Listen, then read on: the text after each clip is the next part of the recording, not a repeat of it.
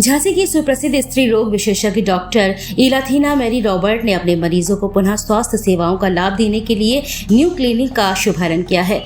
Doctor Robert Jhansi की जानी मानी स्त्री रोग विशेषज्ञ और बांझपन, मोटापा सहित महिलाओं की तमाम तरह की बीमारियों का सफल इलाज करने में उन्हें महारत हासिल है। यही कारण है कि झांसी के अलावा अन्य शहरों से भी लोग उनके पास इलाज कराने के लिए आते हैं।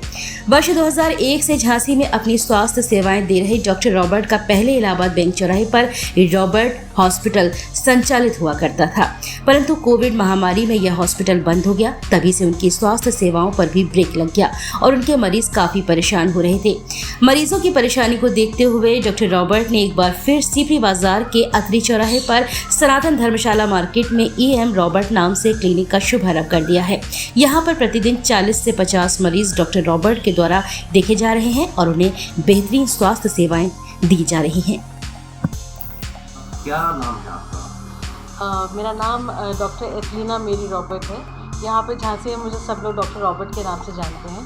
मैं यहाँ पे 2001 से कार्यरत हूँ और स्त्री रोग विशेषज्ञ हूँ। MBBS MS का रखा है मैंने।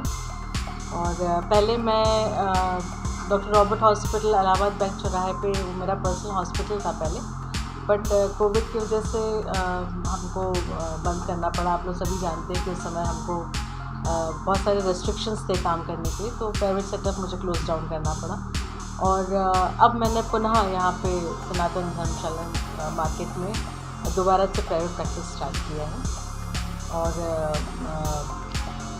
इतने सालों का अनुभव मैं आप लोगों के साथ और मेरा जो एक्सपीरियंस है वो मैं सारे पेशेंट्स के बीच में, पब्लिक जो मेन पब्लिक है उसके बीच में उनको सर्विस देने के लिए मैं यहाँ पे बैठना मैंने शुरू किया है। डॉक्टर किस तरीके आप पेशेंट अब तक आपने देखे हैं, कैसे कैसे कठिन सब कई बीमारियाँ गंभीर होती हैं महिलाओं के लिए, तो उसमें आपने किस तरीके से उनका ट्रीटमेंट किया? मेरे पास बहुत तरीके के पेशेंट्स आ रखे हैं। मैं 2001 से प्रैक्टिस कर रही हूँ, जैसे मैंने पहले बोला। तो मेन तो मेरे पास सारे जो प्रेग्नेंट पेशेंट्स हैं वो लोग आते हैं, और इनफर्टिलिटी के बहुत सारे पेशेंट्स अब मेरे पास आने लगे हैं, बांझपन के, और PCOD परामर्श, जिसमें हमारे अधिकतर, मैं सोचती हूँ 90% बच्चे हमारे जो आजकल हैं वो लोग PCOD से ग्रसित हैं। PCOD ऐसी बीमारी होती है जिसमें हम जो महीना होता है वो नॉर्मली जैसे महीने के महीने आना चाहिए वैसे ना आते हुए महीना इन लोग का रुक जाता है। बच्चे आजकल जो सीडेंट्री हैबिट्स है उनकी, पूरे टाइम बैठे रहने का, बाहर ना खेलने का, जंक फूड खाने का, इन सब कारणों से ये लोग बहुत मोटे से हो जाते हैं। और इस मोटापे के कारण इन लोगों को PCOD बीमारी होती है। तो उन लोगों का पूरा परामर्श देना, उन लोगों को समझाना कि वो लोग कैसे वेट कम कर सकते हैं, कैसे वो लोग जंक फूड को अवॉइड कर सकते हैं। माता पिताओं को समझाना कि वो लोग डाइट में क्या परिवर्तन करें ताकि हमारा जो बच्चा है वो नॉर्मली मेंस्ट्रुएट कर सके।